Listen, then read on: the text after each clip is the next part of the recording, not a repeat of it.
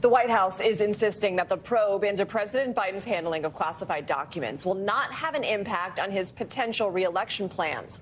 For more on this, let's bring in NBC News White House correspondent Mike Memoli. Mike, good morning. So what can you tell us about the president's plans amid this ongoing investigation into how he handled classified documents while as vice president?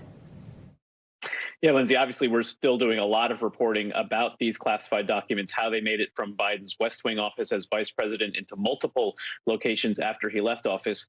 But as we mine the legal fallout, we're also keeping an eye on the political fallout. And it was interesting because the White House typically doesn't want to comment on the record about campaign politics, but they made an exception in this case when we asked them about whether this all will affect the timeline or the final decision President Biden might make about re-election. A spokesperson saying flatly it won't impact his decision, that they're honoring their promise to keep the independence of the Justice Department and divorcing it from politics. So the next question, though, is, OK, well, then when is he going to announce? There have been a lot of timelines floating out there, especially around the State of the Union, which we now know will be February 7th. It seemed that that timeline might be shifting. White House officials, other Biden advisors telling us, well, the timeline can't shift if it was never fully agreed to. And so we're still something in a familiar pattern for Joe Biden, a waiting game. He waited until late October in 2015 when he decided not to run in the 2016 race.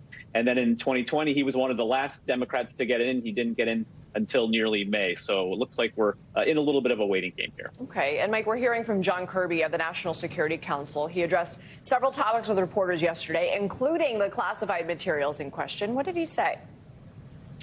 So this is interesting, Lindsay. We talked yesterday, of course, about Karine Jean-Pierre and the sort of lack of answers we're getting on some of the basic questions we're asking. But there's a national security component to this. And so hearing from John Kirby representing the NSC yesterday, he offered a similar question about a similar answer, I should say, about whether national security interests might have been compromised here, simply saying that what we are concerned about with respect to this particular issue is making sure that we are working to be fully cooperative with the Justice Department.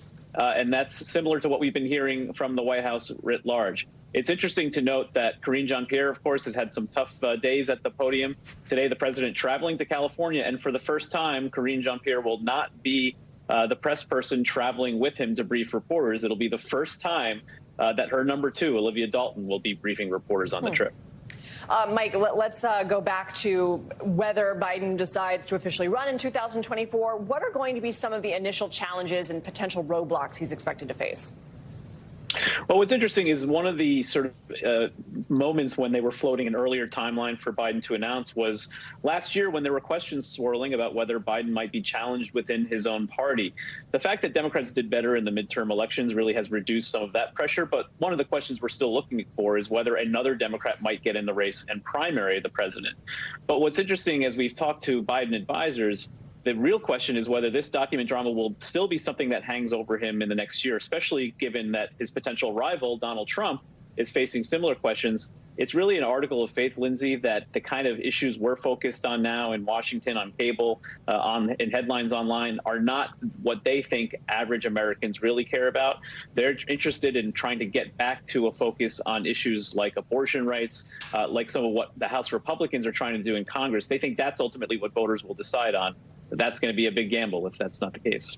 All right, Mike, thanks so much.